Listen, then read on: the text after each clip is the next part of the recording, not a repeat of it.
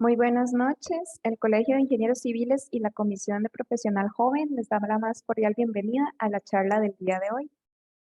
Antes de comenzar, les informo que pueden colocar sus consultas en la pestaña de preguntas y respuestas ubicada en la parte inferior de la pantalla, o bien pueden levantar la mano virtual y con mucho gusto se les activará el micrófono. La grabación la van a poder encontrar en el canal de YouTube del Colegio de Ingenieros Civiles, al cual les invito a suscribirse. Además, les informo que al final de la charla se les estará compartiendo dos encuestas, las cuales les agradecemos mucho la puedan completar. Muy bien, el día de hoy contamos con la valiosa participación del ingeniero Nicolás Ramírez, quien nos presentará la charla Construcción Sostenible, Tendencias Globales, Nacionales y Oportunidades para el Profesional Joven. Me permito presentarles a el ingeniero Nicolás Ramírez, quien es director ejecutivo del Green Building Council Costa Rica. Además, desarrolla e implementa iniciativas que impacten positivamente el sector de construcción sostenible en Costa Rica y la región. Él está comprometido en hacer aportes significativos que contribuyan a la transformación de mercado, de manera que el entorno construido priorice el bienestar de las generaciones actuales y futuras. Nicolás es ingeniero civil con estudios adicionales en gerencia de construcción y emprendimiento corporativo. Previamente había fundado y gerenciado una empresa constructora por 15 años. Sin más, por agregar, le cedo la palabra a la ingeniera Daniela Barrantes, quien nos dedicará unas pequeñas palabras por parte de la Comisión de Profesional Joven. Buenas noches, muchachos. Muchísimas gracias por conectarse. Vamos a estarles compartiendo una encuesta cuando Nicolás termine y vamos a ver si podemos dar inicio a la charla. Muchas gracias a todos por conectarse. Adelante, don Nicolás. Muchas gracias, Daniela. Buenas tardes a todos. Qué gusto poder compartir con ustedes aquí un poco sobre lo que es construcción sostenible y lo que hacemos en el Green Building Council de Costa Rica. Les voy a hacer una presentación relativamente breve porque lo que más interesa es poder, ojalá, contestar preguntas, atender comentarios y dudas que puedan tener al final, porque la idea es que esto sea una charla como introductoria en la cual podemos ver qué temas ustedes creen que son importantes, qué temas sienten que necesitan saber por lo que se han topado en la calle, por la experiencia, etcétera, y ahí con esa información poder más adelante agendar tal vez unas 2 o 3 sesiones más donde podemos ir en mayor detalle a temas ya sean más técnicos o más estratégicos en que sean de más beneficio para ustedes. Entonces, hoy les voy a dar principalmente una información general, ¿verdad? De qué es el Green Building Council de Costa Rica y qué es la construcción sostenible, y obviamente, como dice el título. Pero como les digo, es importante tener un espacio al final para poder tener un poco de retroalimentación de parte de ustedes y saber en qué forma podemos servirles de la mejor manera, ¿ok? Entonces, para iniciar, les comento un poco que lo que es el Green Building Council de Costa Rica, ¿verdad? Somos una asociación sin fines de lucro, ¿verdad? Se fundó en el 2012, ya tenemos un poquito más de 10 años de trabajar.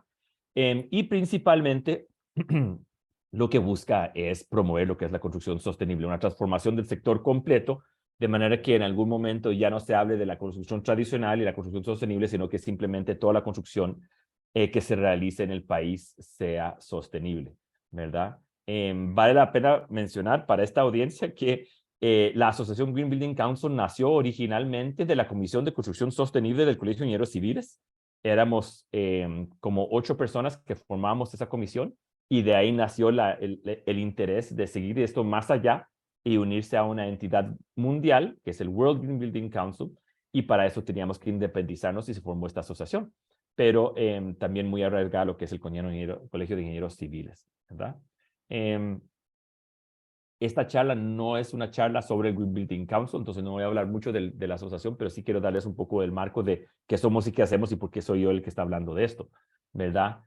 Básicamente lo que es en términos de misión y visión y todo eso, para no aburrirlos con un montón de conversaciones corporativas y demás, básicamente para explicarles que nuestro quehacer diario, lo que hacemos día a día, en todas las iniciativas, todas las acciones, básicamente tiene la idea de cambiar dos paradigmas principales que existen en el país y existen a nivel global también, ¿verdad? Un paradigma se puede describir de una forma, tal vez, si se imaginan un proceso tal vez vertical, en el sentido de que se tiene todavía, aún hoy en día, se tiene la idea de que la construcción sostenible es algo exclusivo, es algo alcanzable únicamente para ciertos proyectos o ciertas organizaciones que tienen cierto tipo de presupuesto o que tienen cierto tipo de grado de tecnología o innovación a tal nivel y solo esos pueden esperar ser sostenibles, los demás no pueden ni intentarlo, ¿verdad?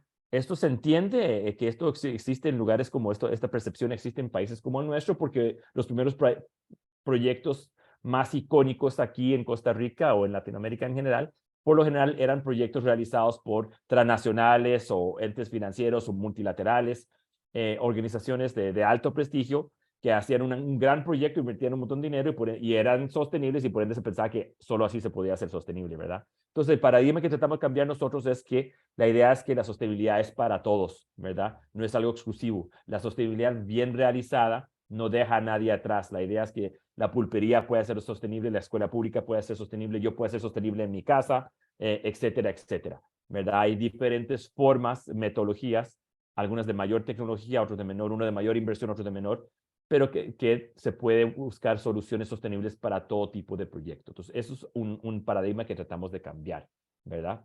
El otro es un paradigma más que se puede visualizar en un ejemplo tal vez más horizontal. Veamos como una línea de tiempo, que aún hoy en día muchas personas creen que la construcción sostenible ocurre únicamente en la etapa de construcción de un proyecto, ¿verdad? Entonces la gente cree que construcción sostenible ocurre cuando hay bajhops y viejillos con casco y pala apaleando y hay tierra y polvo y todo eso. Ese es el momento de la construcción sostenible, ¿verdad? Nosotros queremos cambiar eso y hacer que la gente entienda que todo esto es parte de un ciclo de vida de proyecto con eslabones mucho más amplios, ¿verdad? Todo proyecto nace de una necesidad, de solucionar alguna necesidad. Entonces, cuando surge esa necesidad de hacer una biblioteca, de hacer un hotel, de hacer un puente, de remodelar una edificación, en ese momento queremos que ya esté presente los conceptos y las ideas y las estrategias de la construcción sostenible. Si yo voy a escoger el lugar donde voy a hacer el proyecto, incluso si lo quiero hacer en el medio de la nada, donde tengo que llevar agua, luz, calles y todo a ese lugar, ya estoy afectando temas de sostenibilidad. Mientras si aprovecho un sitio ya existente, donde ya tiene servicios y demás, es otro concepto, ¿verdad? Entonces, desde los inicios del proyecto, donde nace esa necesidad, donde está pensando cómo se quiere suplir, dónde quiere hacer el proyecto, desde el diseño, desde cuáles materiales se especifican, desde la interacción de ese proyecto con la comunidad o el entorno, ya sea natural o humano que va a tener, todo eso, ahí ya debería estar presente los conceptos y soluciones de construcción sostenible. Obviamente a lo largo de la construcción en sí, efectivamente, ¿verdad? Pero también después de eso también sigue la construcción sostenible. La gente piensa que se terminó el proyecto, la construcción y hasta ahí llegó. Pero la realidad es que en un proyecto, no sé, grande, importante, donde llega el presidente a cortar la cinta, inaugurar el proyecto y hay reportajes y fotos y toda la cosa, pues el día después empieza a habitarse ese proyecto, ¿verdad? Llegan personas a trabajar ahí, a estudiar ahí, a vivir ahí o a hacer lo que sea, y la construcción sostenible sigue. Las personas que habitan, ocupan estas edificaciones, estarán o beneficiándose de o sufriendo de las consecuencias de decisiones que se tomaron en etapas mucho anteriores a ese. Y por ende, la construcción sostenible y los conceptos continúan durante todo el uso del edificio. Si ese edificio después se va a remodelar para otro uso, si se va a desmantelar, si les va a dar otro uso o demoler, nuevamente siguen presentes conceptos de construcción sostenible. Si ese proyecto, como hoy en día sabemos, se construyó con asbestos, pues cuando se demuele el edificio, la gente que está involucrada en esa demolición están expuestas a cáncer de pulmón. Entonces, las consecuencias de decisiones anteriores en el eslabón de decisiones del ciclo de vida del proyecto afectan mucho después. Entonces, por eso queremos que la gente entienda todo ese concepto de la construcción sostenible a lo largo y ancho de la vida del proyecto, ¿verdad? Todo esto se hace en línea con los objetivos de desarrollo sostenible establecidos por Naciones Unidas, que es lo que usamos como una brújula, ¿verdad? Un norte para lo que se busca hacer. Entonces, eso es en pocas palabras, o no tan pocas, lo que se busca con lo que es el quehacer del Green Building Council de Costa Rica. Obviamente, esta es una charla de una vía, ¿verdad? Yo no tengo claro qué conocimientos tienen ustedes, cuáles no, entonces ahí les pido disculpas si se ven algunos temas que tal vez son muy básicos, que algunos ya dominan, pero hay que asumir que tal vez algunas personas no. Entonces, por eso es que les voy dando toda esta descripción. Para que se imaginen un poco más específicamente, más técnicamente, ¿qué estamos hablando? Cuando hablamos de construcción sostenible, les voy a mostrar algunos de los ejes de acción. En estos ejes de acción es donde hay análisis, soluciones, opciones y demás que tienen que ver con construcción sostenible, ¿verdad? Sitios sostenibles, como le mencioné, desde el solo escoger el sitio donde se va a hacer algo, ya tiene ciertos impactos, obviamente, ¿verdad? En lo que es el uso del agua, si el agua se maneja de una forma eficiente o si se está derrochando, si se toman si se contemplan realidades regionalmente relevantes, contextos normales, si el proyecto está diseñado para ser un proyecto que se va a desarrollar en la playa o en la ciudad, el uso del agua va a ser diferente, ¿verdad? Si eso no se contempla, simplemente se hace un copy-paste de un proyecto machote, entonces aquí pueden ver deficiencias y demás, ¿verdad? Lo que son materiales y recursos, obviamente, si son materiales locales o no, si son materiales que tienen una alta huella de carbono o no, si tienen químicos peligrosos o no.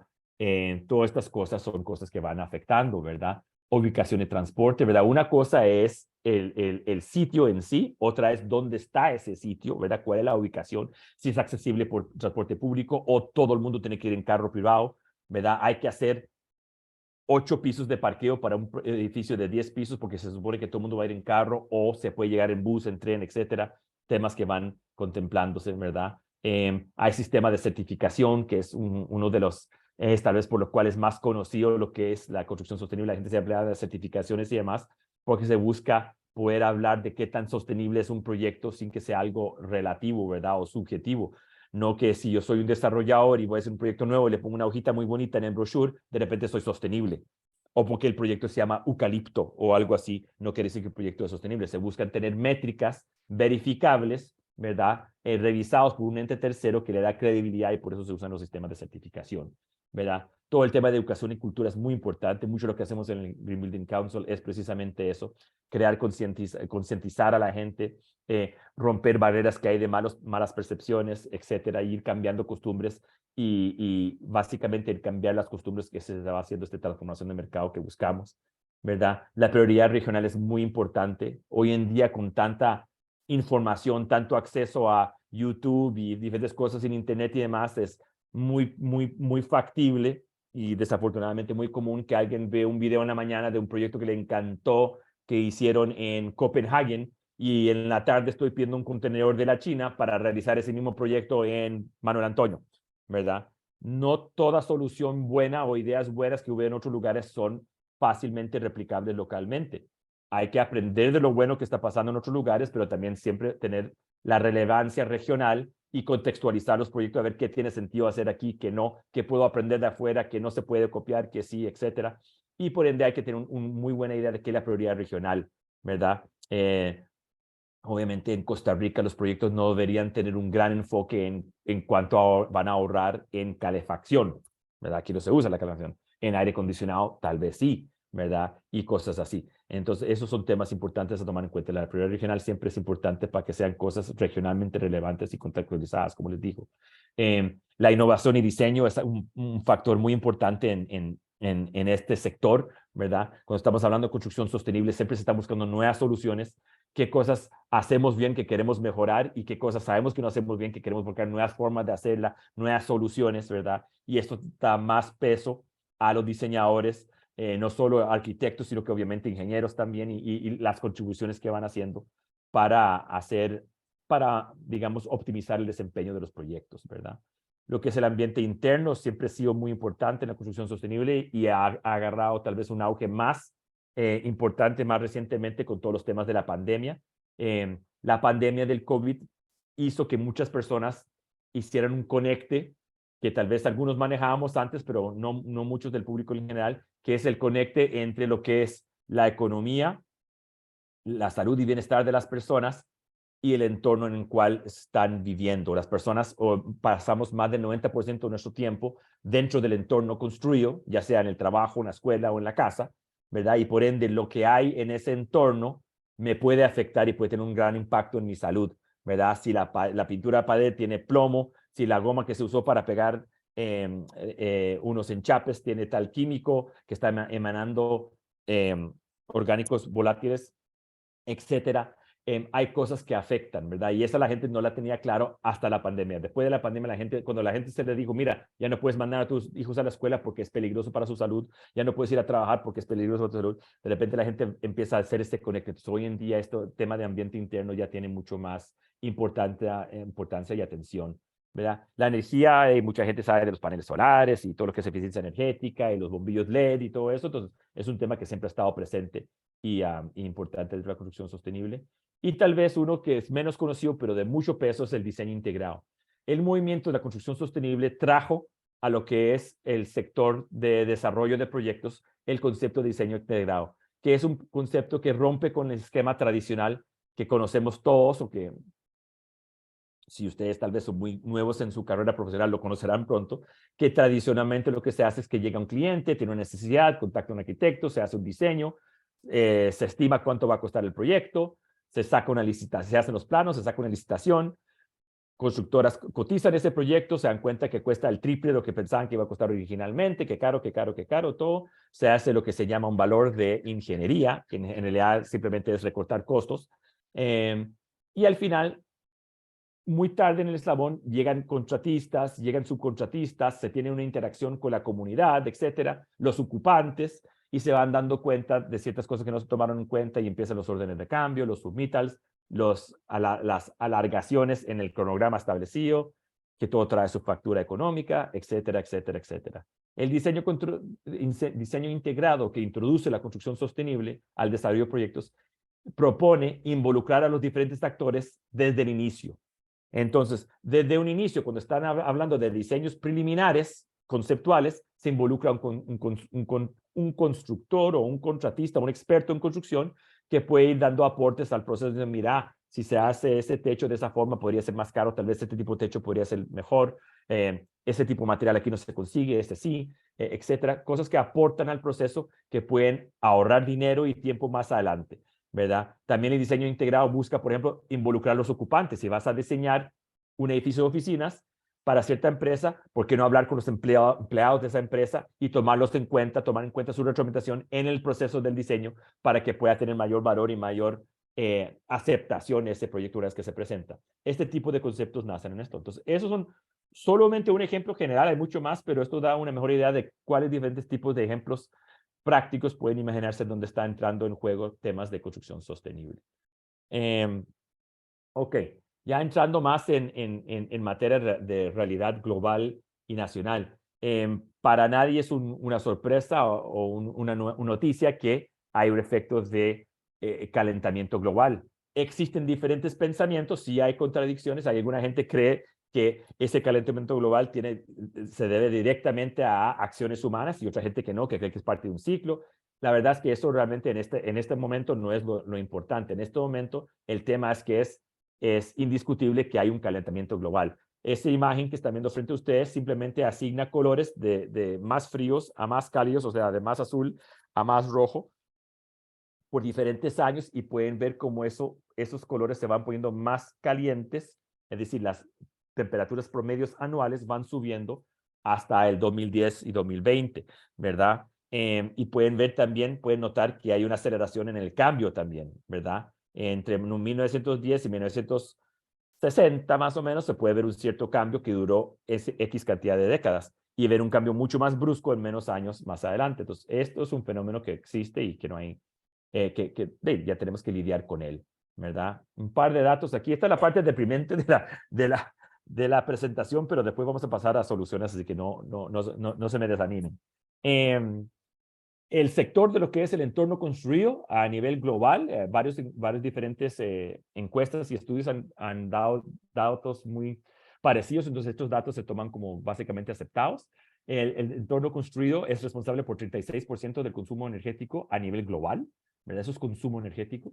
De la igual forma, el entorno construido es responsable de 38%, en otros casos dicen 40%, pero yo uso el dato más conservador de 38% de las emisiones de carbono relacionadas a la energía, Ahora, esto no es la realidad para Costa Rica, pero recuerde que estamos hablando de datos globales, ¿verdad? Costa Rica tener una red de generación relativamente limpia, no tenemos este tipo de datos, obviamente, pero estamos hablando de datos globales, ¿verdad?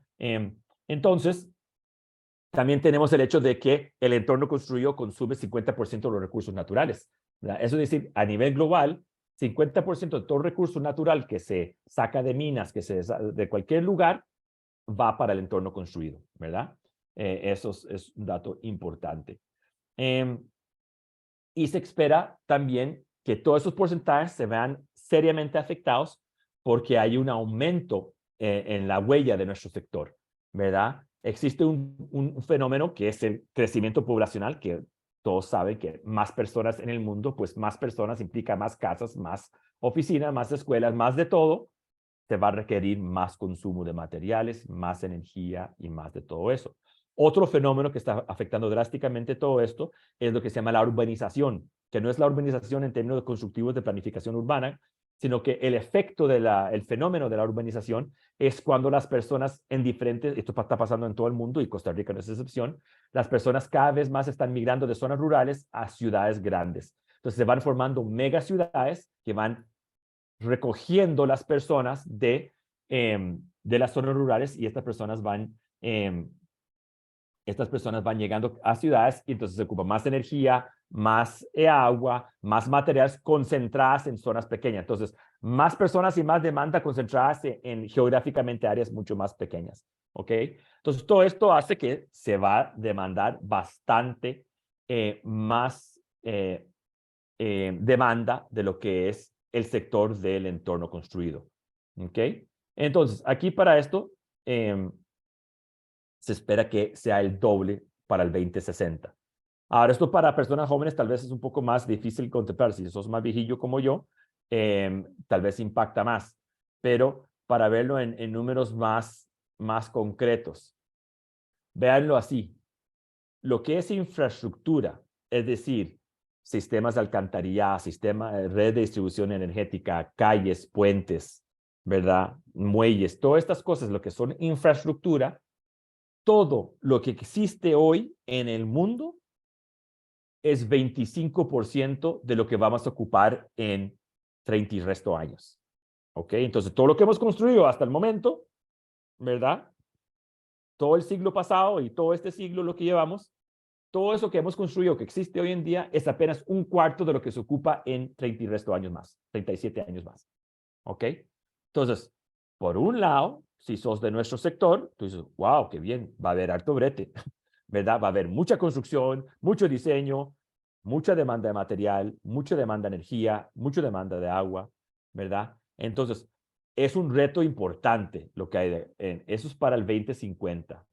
En cuanto a lo que son edificaciones, lo que existe hoy en día es el 50% de lo que vamos a ocupar en el 2060, por los dos fenómenos que les expliqué anteriormente, ¿verdad? Crecimiento poblacional y urbanización hacen que todo lo que exista hoy es apenas la mitad de lo que vamos a ocupar en 40 y pico años más, ¿verdad? Entonces, todo lo que se ha construido en Costa Rica hasta el momento que existe hoy en día, si tú sacas una foto aérea y ves todo eso, eso es la mitad de lo que vamos a ocupar en 40 y resto años. Quiere decir que los próximos 40 y resto años vamos a tener que construir todo eso otra vez más. Imagínate lo que duramos en construir la carretera 27, ¿verdad? Imagínate lo que se dura hoy en día en sacar ciertas licitaciones públicas, obviamente no da la talla, ¿verdad? No da. Entonces, cosas tienen que cambiar. Pero estos son datos fríos para todo el mundo. Esto es lo que se ocupa para el 2050, para el 2060. Entonces, para nuestro sector tenemos la gran responsabilidad al pensar que nosotros contribuimos tanto en emisiones, contribuimos tanto en lo que es consumo de recursos naturales y todo esto es una gran presión para nosotros como sector de desarrollo de proyectos, como constructores, ¿verdad? Yo soy civil, no sé si ustedes son todos civiles o lo que sea, pero el punto es, los que estamos en el sector de la construcción, desarrollo de proyectos, tenemos el gran peso y la carga de que estamos contribuyendo todo esto a lo que es el cambio climático, el calentamiento global, como lo quieras llamar. Pero por otro lado, si volcamos esa tortilla, podemos decirlo más bien, tenemos una gran oportunidad. Nuestro sector, que ha sido parte de todos estos temas, si todo eso se va a construir, se construye de una forma diferente, una forma óptima, una forma sostenible, De repente nuestro sector se vuelve, en vez del villano, el héroe de la ecuación, donde puede realmente construir y mover la aguja en un sentido positivo hacia donde tenemos que ir y ser parte de una gran solución, no seguir contribuyendo a lo que es el problema, ¿verdad? Ahí es donde viene el tema interesante. Entonces, si estamos hablando de 2050 y 2060, el tema que tenemos que ver, especialmente en países como nuestro, donde no somos tan ágiles como nos gustaría ser, ¿verdad? El desarrollo de proyectos y en el cambio, uno puede echarle mucha culpa y decir es que el sector público esto y que las limitaciones y que los talacuartazos y todo eso, pero también en general, como sector, el sector constructivo, somos famosos a nivel global de no adaptar ciertos cambios rápidamente. Somos muy buenos en adaptar nuevas tecnologías o nuevos materiales o nueva forma de chorrear el concreto o lo que sea. En eso somos súper gatos. Pero en lo que es cambio de paradigma somos lentos, ¿verdad? Un buen ejemplo es cuánto hemos durado en implementar BIM, ¿verdad? Y cosas así. Entonces, aquí es importante no hacer las cosas de la misma forma que le venimos haciendo y esperar que el resultado sea diferente, ¿verdad? Hay que hacer las cosas diferentes. Entonces, si nosotros queremos ciertos resultados para el 2050, no podemos empezar en el 2040 y decir, mira, ¿y qué vamos a hacer para el 2050? ¿Verdad? Si queremos cierto resultado para el 2040, tenemos que estar pensando dónde vamos a estar en el 2030, y etcétera, etcétera. Entonces, el punto es, si queremos estar en cierto lugar en el 2050, tenemos que tener metas para el 2025, el 2030 y el 2040 para llegar hasta ahí. Es decir, hay que empezar hoy. Estos no son cambios que suceden rápidamente, que podemos empezar en el 2047 y le vamos a poner candela para sacarlo para el 2050, ¿verdad? No funciona así como cuando uno está estudiando para un examen de último momento en la U, ¿verdad? Entonces, aquí hay que ser proactivo en esto y, como les digo, eso es algo que nuestro sector no está acostumbrado a hacer y hay que hacerlo, ¿verdad? Los temas, como pueden ver en la imagen, esos temas se van a acercar rápidamente y están más cerca de lo que pensamos. Los tenemos encima en poco tiempo. Ok. Entonces, tomando en cuenta todo esto que está pasando a nivel global, que tenemos el cambio climático, etcétera, tenemos el sector nuestro que contribuye a lo que son estos fenómenos, qué oportunidades tenemos de ser parte de la solución, ¿verdad? Esos son todos temas que están pasando a nivel macro global, ¿verdad? Para aterrizarlo un poco, el concepto que nos gusta usar en Green Building Council para explicar un poco qué puede hacer cada uno es simplemente repartir el problema grande que a veces se ve a 100,000 pies de altura e inalcanzable, algo que nosotros no podemos afectar, como el cambio climático que voy a hacer yo, ¿verdad? El tema es realmente verlo como una suma de resultados de una suma de acciones, ¿verdad? El cambio climático no sucedió porque una fábrica en un lugar hizo tal cosa y soltó tales humos mágicos, ¿verdad? No hay un villano, no hay una acción en particular que causó la situación actual que tenemos, ¿verdad? La situación actual que tenemos de cambio climático y demás es la suma de millones y millones y millones de acciones pequeñas, ¿verdad? Que van sumando y contribuyendo a un resultado macro, un resultado global. Entonces, tiene sentido, ¿verdad?, que la solución a ese problema global macro sea igualmente no una solución en particular. No es que podemos hacer una sola cosa, check, y ya se resolvió ese gran problema. La solución de ese gran problema va a ser igualmente la suma de millones de esfuerzos y acciones pequeñas que cada uno van contribuyendo hacia la solución de ese problema. De la misma forma que se creó con un montón de cosas pequeñas, así es como se tiene que resolver. Entonces, ¿cómo vemos eso? Para irlo aterrizando a lo que es nuestra realidad. Existen los Objetivos de Desarrollo Sostenible que nacen del Acuerdo de París. No sé cuántos ustedes sabrán de eso o no, pero eso es algo que podemos hablar en un futuro webinar si les interesa. Pero básicamente estos son tendencias y, digamos, conclusiones a nivel global. Estos en Naciones Unidas, donde se juntan todos los países, conversan y dicen, esta es la solución que ocupamos para este tema global. Entonces, de ahí nacen los Objetivos de Desarrollo Sostenible, que son 17. ¿Ok? Eso, para irlo aterrizando, repito, a lo nuestro, ¿qué implica? Que cada país va a hacer ciertas cosas para contribuir hacia esos 17 objetivos globales, ¿verdad? Entonces, a nivel de Costa Rica, un ejemplo de eso es el Plan Nacional de Descarbonización. Nosotros tenemos un Plan Nacional de Descarbonización que propuso el gobierno, ¿verdad? Que es cómo Costa Rica piensa lidiar con estos temas, y de esa forma Costa Rica, como se dice, aporta, como dicen aquí, su grano de arroz hacia lo que es la solución global. Vamos aún más aterrizado, sigue siendo un tema nacional. El Plan Nacional de Descarbonización igual a mí no me dice como yo, Nicolás, aquí en tal lugar, o usted allá en Moravia o en Curridabat, qué usted puede hacer, ¿verdad? Simplemente sigue siendo algo nacional, hay que aterrizarlo más. Ya nacen soluciones y iniciativas ya locales. Esto es solo un ejemplo. Aquí estoy poniendo un ejemplo. Hay un proyecto, por ejemplo, que se llama el Zero Carbon Building Accelerator. Es el acelerador de construcciones o de edificaciones cero carbono. Es un programa global, pero que se aplica a nivel municipal. Y, por ejemplo, el Green Building Council de Costa Rica hizo un piloto de este proyecto con 4 municipalidades locales.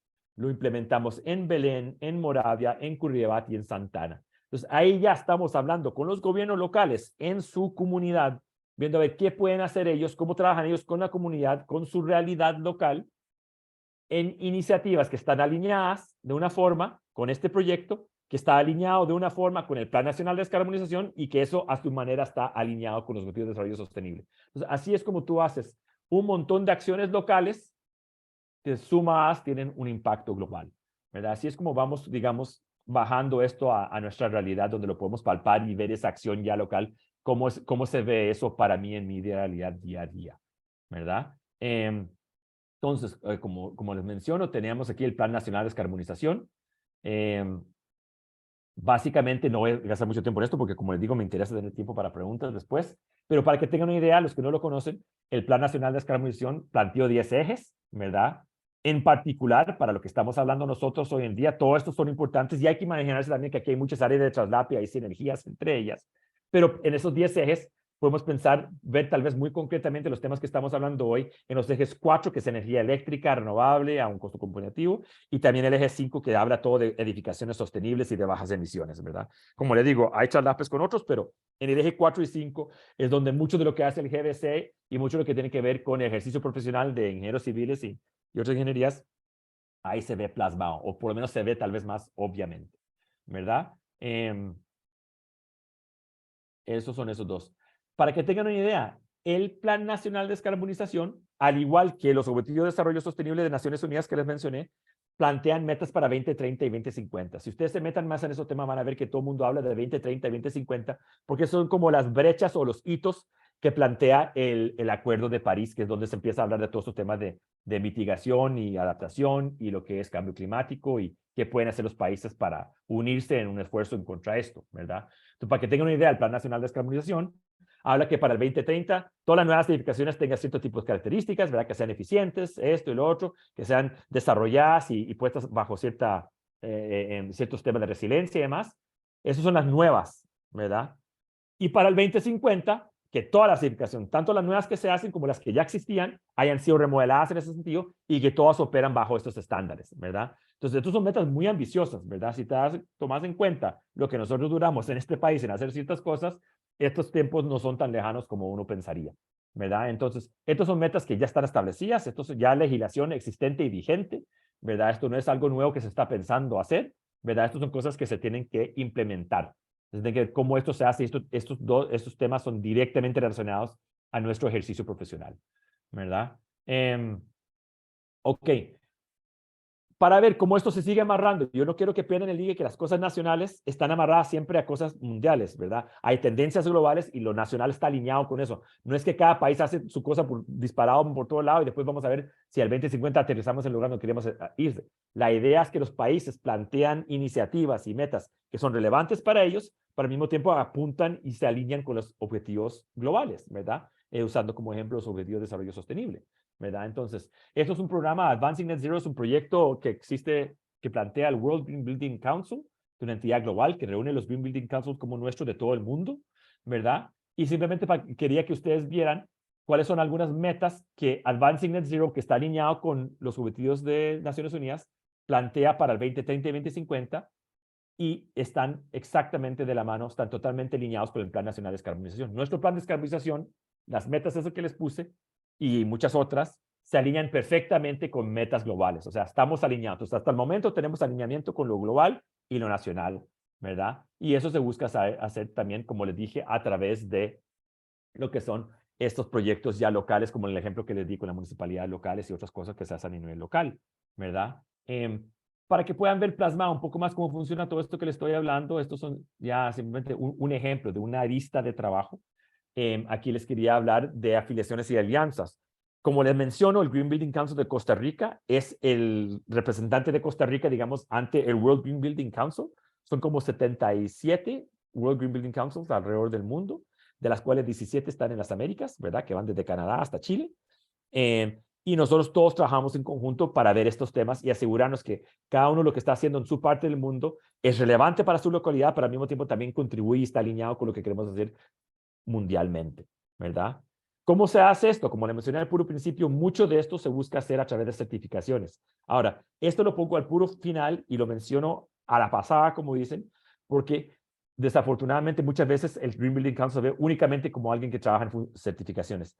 Certificar por certificar no es un fin, no es, no es la meta del Green Building Council ni ningún Green Building Council, ¿verdad? De hecho, en mi experiencia personal, los proyectos más sostenibles que he conocido en mi vida ni siquiera son certificados, ¿verdad? Pero son realizados por profesionales que están tan avanzados en su pensamiento y tienen tan incorporado en su ADN la sostenibilidad que así es como trabajan y así es como los clientes piden los proyectos y así es como salen los proyectos, sin certificar. Pero, como le mencioné, las certificaciones sí tienen ciertos usos y nos ayudan mucho para una brújula y especialmente para sacar data y saber métricas y saber dónde estamos hoy y hacia dónde queremos apuntar y cómo podemos ir moviendo la aguja, ¿verdad? Subiendo la barra.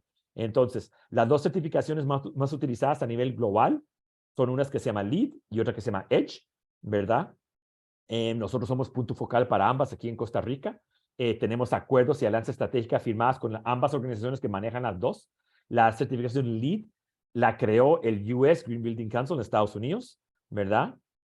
Para ser originalmente implementado en Estados Unidos y se ha ido adaptando para ser implementado alrededor del mundo. Creo que hoy en día ha sido aplicada en más de 100 países. La certificación EDGE es muy diferente. La certificación EDGE fue creada por el Banco Mundial, que es un banco de desarrollo global, ¿verdad? Y fue desarrollada para ser implementada en países en desarrollo. Entonces, esta en algunos casos se implementa más fácilmente o tiene más sentido en ciertos mercados como el nuestro, ¿verdad? Nosotros no promovemos una sobre la otra, simplemente trabajamos con ambas, simplemente porque son las dos más reconocidas a nivel global y son las dos más reconocidas por entidades financieras y demás que promueven la construcción sostenible. Pero hay muchas otras, ¿verdad? Aquí creo que es una femenina aquí. Sí, a nivel nacional tenemos también lo que es la certificación, la norma RESET, que la maneja INTECO, ¿verdad? Y es también muy adaptada a la realidad nacional, ¿verdad? No hay tantos proyectos realizados en RESET como en los otros. En LEED hay más de 150 proyectos certificados a nivel nacional. En ella hay más de 50. RESET no conozco el dato más reciente, creo que son como 3 o 4, pero el punto es que hay también, ¿verdad? Y como les digo, para efectos nuestros, el hecho que alguien quiera implementar una certificación de cualquiera ya es una buena noticia y estamos felices de colaborar en cualquiera de esas. Pongo esa filmina ahí porque ustedes son profesionales jóvenes y muchas veces uno anda buscando qué puede poner en su currículum, qué conocimiento que le puede dar ventaja en la calle. Nosotros damos capacitación en todas estas. Nosotros damos in-house, o sea, nosotros mismos damos la de LEED y EDGE y tenemos alianzas con gente de RESET para cuando piden RESET, los referimos con ellos y con mucho gusto también damos esas capacitaciones, ¿verdad? Nada más dato para ustedes que son profesionales jóvenes nuevamente, importante saber que en Estados Unidos y en Canadá ya más del 70% de los recién graduados ya se gradúan con lo que se llama un AP, una acreditación profesional, ¿verdad? Ellos ya salen con una acreditación profesional en LEED o en EDGE o en ambos, ¿verdad? Eso es algo que lo ponen en el currículum y tiene valor a la hora de buscar trabajo, ¿verdad? Porque son cosas que, como ustedes sabrán, cada día más el sector privado y público en la calle lo están buscando. Necesitan profesionales jóvenes que ya vengan con este chip puesto, que tengan este conocimiento, porque como todo mundo sabe, tenemos metas a 2030 y 2050, queremos hacer cambios ya y ocupamos que la gente, ojalá los profesionales jóvenes vengan ya armados con esto y vengan a ayudar a contribuir hacia estos cambios y transformación que hay que hacer en las organizaciones y en los sectores en general y por eso esto se va buscando cada vez más, ¿verdad? Para ir cerrando nada más, para que tengan una idea, entre todo lo que se ha dicho, para que se lo vayan imaginando, el Green Building Council es una asociación sin fines de lucro, ¿verdad? Pero a la cual se unen organizaciones del sector privado, simplemente por lo que son los estatutos y demás, ¿verdad? Tenemos muchísimas alianzas con el sector público. De hecho, trabajamos más con el sector público que con el sector privado, aunque todos nuestros asociados y la gente que nos apoya y quiere ayudar nuestro trabajo y apoyarlo son del sector privado, ¿verdad? Entonces, trabajamos obviamente con las certificaciones que les acaba de mencionar, trabajamos con proyectos internacionales como lo que son el Global Alliance for Buildings and Construction de Naciones Unidas, en la cual yo personalmente dirijo un grupo de trabajo sobre materiales sostenibles. Trabajamos con el World Resources Institute, que es otra multilateral internacional que apoya proyectos como el que les mencioné antes de las municipalidades. Entonces, trabajamos tanto a nivel internacional para estar enterado de qué está pasando, qué nuevas estrategias hay, qué cosas interesantes podemos ver si están funcionando, qué podemos replicar aquí, qué podemos adaptar o tropicalizar, si lo quiere decir, que nos sirve para nosotros. Pero al mismo tiempo de estar viéndolo de afuera, estamos también trabajando con qué hay aquí, muy de la mano con el MINAE, trabajamos de la mano con el DIGECA, que es la parte de gestión de calidad ambiental dentro del MINAE, con la DCC, que es la Dirección de Cambio Climático, el MIVA, estuvimos trabajando un par de años con el MIVA para elaborar el primer reglamento de construcción sostenible para lo que es vivienda de interés social. Entonces, siempre tenemos como este híbrido de público y privado. Trabajamos obviamente gratis para el gobierno, ayudándoles, asesorándolos, empoderándolos y trayéndoles soluciones, pero lo bueno es que como nosotros no estamos vendiendo productos ni nada, entonces tenemos esa confianza para asesorarlos a ellos, pero al mismo tiempo trayendo de apoyarlos y acercar más al sector público y privado para que colaboren de esta manera. Entonces, eso es básicamente cómo es la incidencia, se puede imaginar qué hace el GBC, con qué idea estamos trabajando constantemente con gente de afuera del país, con gente dentro del país a nivel gobierno nacional, con gente dentro del país a nivel de gobierno local o subnacional, con municipalidades, ¿verdad? También, obviamente, con nuestros asociados. Tenemos asociados que son universidades como lo que es la Veritas, ¿verdad? Trabajamos con diferentes grupos y la idea es simplemente estar haciendo siempre esta abogacía, esa concientización y trabajando hacia lo que es educar en estos temas para que esa transformación de mercado que ocupamos suceda cada vez más rápidamente, ¿verdad? Entonces, eso es básicamente eso. Con eso cierro lo que es la parte de la presentación y me gustaría dejar, como les dije, este espacio que nos queda para ver si hay preguntas o comentarios. Veo que hay unas ahí en la sección de preguntas, voy a abrir. Y igual, algo que nos interesa mucho con esta con este primer acercamiento es el tema de identificar si hay temas en particular de los cuales le gustaría aprender más para poder desarrollar una presentación de la misma duración, pero más enfocada en temas más específicos para que ustedes puedan irse manejando sus temas mejor y aprender más sobre ellos, ¿verdad? Así que si alguien tiene también, si nos quieren poner en el chat temas que, ya sea que yo mencioné hoy, sé que hablé muy rápido, ¿verdad? Entonces, si de repente hay temas que yo mencioné que quieren saber más sobre ellos, o temas que no mencioné y han escuchado que andan por ahí, también, por favor, compártalos porque vamos a tener luego una reunión con la gente de Profesional Joven para poder desarrollar otros webinars para ustedes, ¿verdad? En eso yo me puedo apoyar con mi asesor técnico de nuestra asociación y otra gente más para echarles información realmente que sea de beneficio para ustedes. Entonces, voy a ir con la primera pregunta que tengo aquí. Dice, buenas noches, ¿el uso de maquetas BIM o de realidad virtual para reducir desperdicios y cambios de última hora, además de la construcción modular, son o no significativas en la sostenibilidad? Sí, definitivamente sí.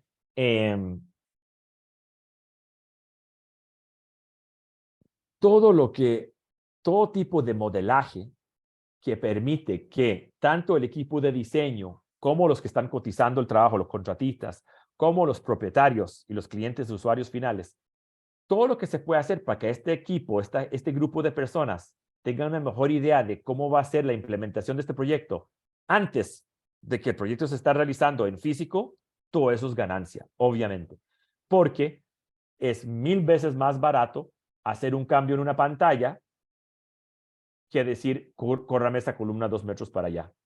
O fíjate, no nos dimos cuenta que el ducto de aire acondicionado está atravesando la fachada principal y la ventana. Hay que correrlo, ¿verdad?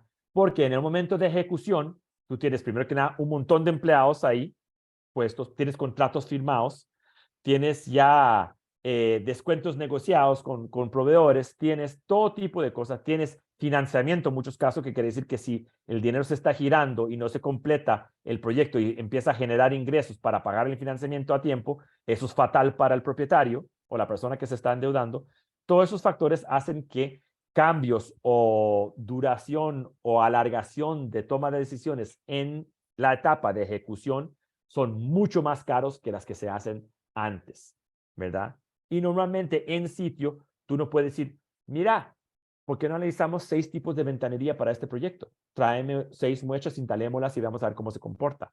Mientras si tú eso lo puedes hacer en BIM o en algo más y lo combinas con un modelaje energético, por ejemplo, para saber qué tipo de ventanería te va a subir o reducir gastos de energía por aire acondicionado, para darles un ejemplo, esos son decisiones y análisis que se pagan exponencialmente en costo si se hacen en esta etapa preliminar versus hacerlos en obra, ¿verdad? En obra entran los temas de submitas, entran los temas de órdenes de cambio, entra todo este proceso, la gente se pone más delicada, la gente se pone más estresada.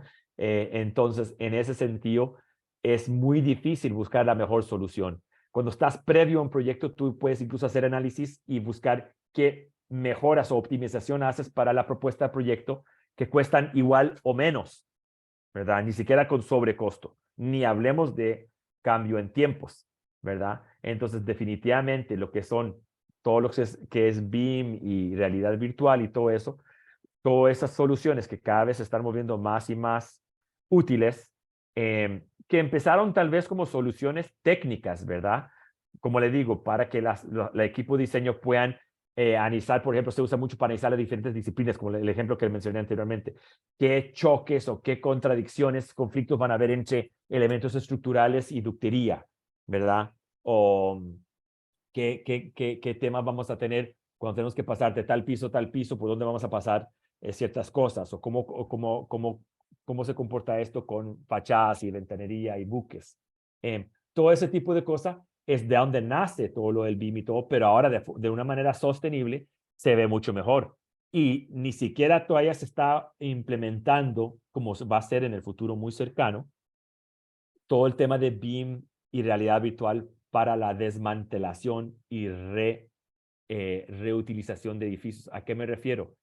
Cada vez más se está moviendo la idea de que, y en algunos países ya se está volviendo legislación, hay países en Europa donde ya es obligatorio usar lo que se llaman building passports, ¿verdad? O pasaporte de edificación o pasaporte de materiales, donde tú dices, para cada elemento que yo pongo este edificio, tiene que tener un pasaporte. No es solamente decir, sí, el código de pintura de esa pared es tal. No, no. ¿Qué hay ahí? ¿Qué lámina se utilizó? ¿Con cuál tornillo se fijó? ¿Qué la composición de esa lámina? ¿Es reciclable? ¿No es reciclable? ¿Se puede usar para esto? ¿Lo otro para qué? Para que después los edificios, en vez de ser simplemente demolidos y botados a la basura, puedan ser desmantelados y se vuelven bancas de materiales.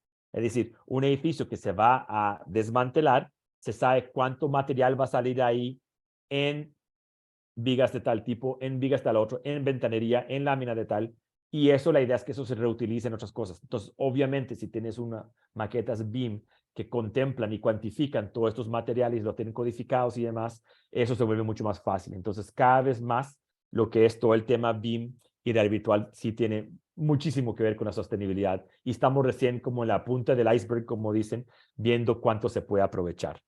Eso para responder la primera pregunta. Voy con la segunda pregunta. ¿Sería mejor volver a las construcciones en madera cultivadas para captar carbono, materia que se produce contribuyendo con el ambiente, prácticamente inagotable, edificios de más de 2 pisos, 3, 4 para darle mejor capacidad?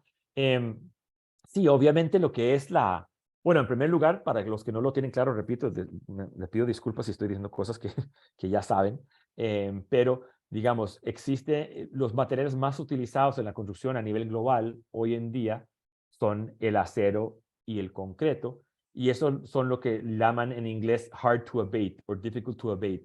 Estos son los materiales que están bastante optimizados y es difícil, no es que no se puede, pero es difícil mitigar o reducir la huella de carbono de estos materiales, ¿verdad? Sí se está trabajando en eso y se tiene que hacer. Se tiene que reducir la huella de carbono del acero y el concreto porque se van a seguir utilizando, pero son los que tienen la huella de carbono más fuerte. Entonces, obviamente, una buena forma de reducir la huella de carbono es de usar menos concreto y menos acero. Y la madera, como bien dice la pregunta, al captar carbono es una excelente solución, ¿verdad? El tema es que es como ese tema que les mencioné al principio. No es simplemente copy-paste. O sea, esto no es Canadá, que tiene una industria forestal generacional, ¿verdad? O algunos países nórdicos de Europa que están cultivando madera de una forma sostenible hace años, ¿verdad? Aquí en Costa Rica, la madera que utilizamos cuando no es de guarnición es importada. Entonces, si me dices que vas a usar en Costa Rica más madera, pero es madera importada de Chile, que es el pino tratado, o de Canadá o Alabama, entonces eso no es una gran solución, porque igual estás con la misma huella de carbono por el transporte. Entonces se vuelve el tema, ¿cuál es la madera que podemos tratar aquí en Costa Rica y usar en Costa Rica? Porque desafortunadamente hoy en día usamos muy poco la madera en Costa Rica. Eso tiene que cambiar. Y de hecho hay un par de proyectos internacionales en el cual el GBC está participando para usar la madera, usar más madera nacional en la construcción. De hecho, una contribución nacionalmente determinada, o lo que se llama en inglés un NDC, que es un compromiso país ante Naciones Unidas, declara que en Costa Rica se tiene que aumentar en por lo menos un 10% el uso de la madera en la construcción, ¿verdad? Entonces, hoy en día la madera se usa principalmente para ventanería, guarniciones, rodapiés y marco de puerta y ese tipo de cosas, pero lo que es madera de verdad en la construcción no la usamos bien.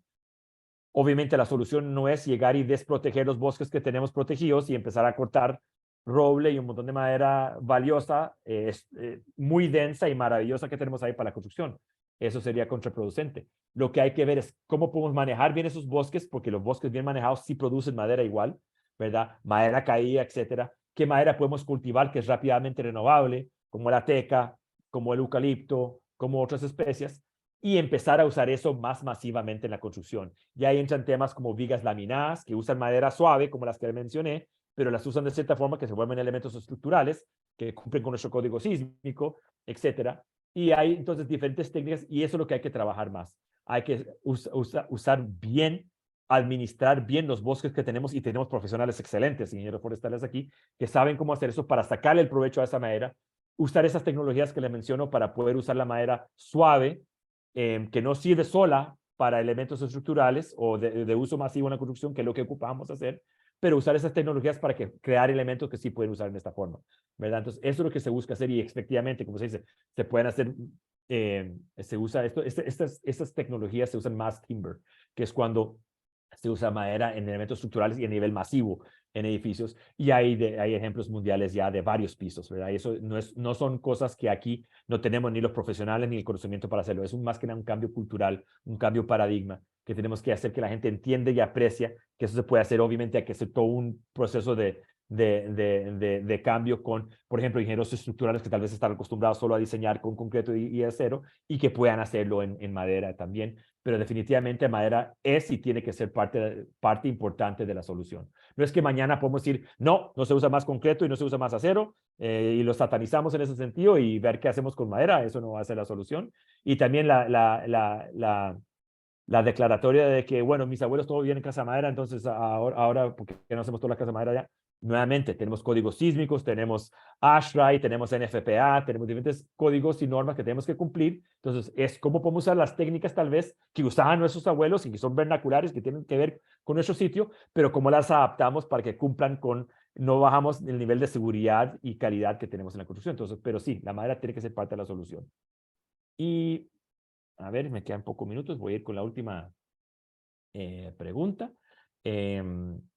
Buenas, tengo entendido que en los proyectos de construcción sostenible se realizan análisis de salud ambiental como ruido, polvo, metales, calidad de aire, calidad de aguas residuales, entre otros. ¿Estos análisis se aplican a todos los proyectos? ¿Qué tan necesarios son estos análisis? Ok. Bueno, primero que nada, un tema que tenemos importante es que esta pregunta la mandó Heriberto Serrano. Cuando Heriberto habla de los proyectos de construcción sostenible, puede ser muy diferente a cuando Nicolás habla de los proyectos de construcción sostenible o cuando Daniela habla de proyectos de construcción sostenible. O sea, desafortunadamente son temas que todavía no hay como una definición homologada en que todos sabemos exactamente qué estamos hablando. Hay diferentes percepciones, muchas de ellas muy erróneas sobre qué es un proyecto de construcción sostenible. Entonces, efectivamente, como dice don Heriberto, tiene toda la razón. Un proyecto de construcción sostenible debería, por definición, y aquí hago un paso para atrás para los que no saben, sostenible es diferente de un proyecto ambiental o un proyecto verde en el sentido que sostenible se refiere a los 3 pilares de la sostenibilidad, ¿verdad? Y los 3 pilares de la sostenibilidad es que tiene que ser sostenible de una manera ambiental, efectivamente, con el ambiente, con toda la parte de biodiversidad, toda la parte verde, pero también tiene que ser sostenible de un punto de vista social, es decir, no puede ser un proyecto altamente ambiental, pero a costa con consecuencias sociales, que no toma en cuenta la realidad social de las personas, ¿verdad? Y no es bueno o sostenible en el tiempo para las personas. Y el tercer pilar es un pilar económico. Tiene que ser un proyecto rentable, tiene que ser un proyecto asequible, es decir, que la gente lo puede pagar, no sirve de nada tener una super solución que te vendo, no sé, la super planta de tratamiento que es una maravilla, pero nadie la puede pagar, solo millonarios, ¿verdad? Entonces, la sostenibilidad se basa en esos 3 pilares. Entonces, basado en esos 3 pilares, un proyecto de construcción sostenible debería, como dice don Heriberto, contemplar la salud ambiental, temas como el ruido, el pueblo y todo eso, pero no todo lo hacen, ¿verdad? Alguien puede decir que su proyecto es sostenible y no contempla estas cosas, pero sí, dentro de la construcción sostenible entendimos que estamos hablando mucho de lo que es, como le mencioné al principio, interno, a calidad del entorno interior, ¿verdad? Del ambiente interno de la construcción, ¿verdad? Entonces ahí entran temas como ruido, claro. Aquí en Costa Rica tenemos profesionales excelentes que hacen un análisis. Por ejemplo, si tú vas a hacer un hospital, se han hecho estudios, por ejemplo, alrededor del hospital de niños, que demuestran cuáles costados de ese hospital tienen más decibeles de lo que es sano para una persona recibir, ¿verdad? Especialmente si está en una etapa de recuperación de operación o delicadez de salud. Todo esto existe, no son datos inventados, todo eso ya existe. Entonces, esas son cosas que se deberían tomar en cuenta, ¿verdad? ¿Qué tipo de ventanería debería poner yo para que las personas que están en el hospital no sean afectadas, impactadas nocivamente por la bulla que hay afuera, por el smog que hay afuera, etcétera? Todo eso se puede hacer. Cuando hablamos de calidad de aire, como le mencioné antes, hay temas de qué químicos emanan o salen emitidos de la pintura, y la pintura emana químicos a lo largo de años después de que se aplica. Igual las telas y diferentes cosas. Entonces, todas son cosas que deberían estar haciendo eso. Entonces, para contestar la pregunta de Alberto, sí, son cosas que deberían estar, pero no todo proyecto contempla todos los mismos factores. Hay muchos. Las certificaciones son muy diferentes, y por eso les dije que la ventaja de las certificaciones es que pone como una barra en común y puedes comparar manzanas con manzanas, ¿verdad? No es que simplemente si yo digo que mi proyecto es sostenible y pongo la hoja verde más grande que el tuyo con la pancarta enfrente, mi proyecto es más sostenible. No, se miden los mismos temas y con métricas se ve cuál es el desempeño en términos de sostenibilidad de esos proyectos. Por eso nos gustan las certificaciones. No como fin, le digo yo, sino que como ver cómo estamos y cómo podemos ir mejorando, ¿verdad? Y ahí entran todos los temas que están dando, metales, de calidad de agua, aguas residuales, eso. Entonces, estos análisis se aplican para todos los proyectos. Pues si son proyectos certificados, se aplican los mismos criterios para todos los proyectos que se van a certificar, ¿verdad? Si no son certificados, se varía. En algunos sí, otros no, ¿verdad? Eso depende. ¿Qué tan necesarios son estos análisis? Yo diría que son vitales, ¿verdad? Pero nuevamente hay que tomar en cuenta lo que es la relevancia regional y la contextualización de dónde es el proyecto y para quién es, ¿verdad? Repito, hay algunos análisis que se hacen como cuánta pérdida de aire hay en el delta en cambio de temperatura externo a interno, ¿verdad? Por la ventanería. Eso es un estudio que se hace, un modelaje. Pues eso puede ser muy importante si estás en Norteamérica y estás usando aire acondicionado en el verano y calefacción en el invierno, y tu factura se va a ir por el techo si hay fugas por las ventanas.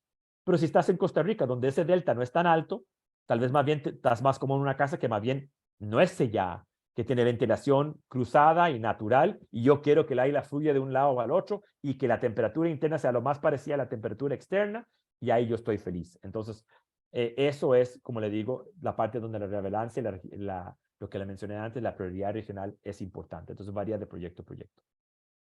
Pues sí, con eso estamos a 1 minuto y cierro con lo que son las 3 preguntas que tengo enfrente. No sé, Daniela, si había alguna otra pregunta por otro lado que no estoy viendo. Si no, con eso podríamos ir cerrando. Por el momento creo que son solamente esas.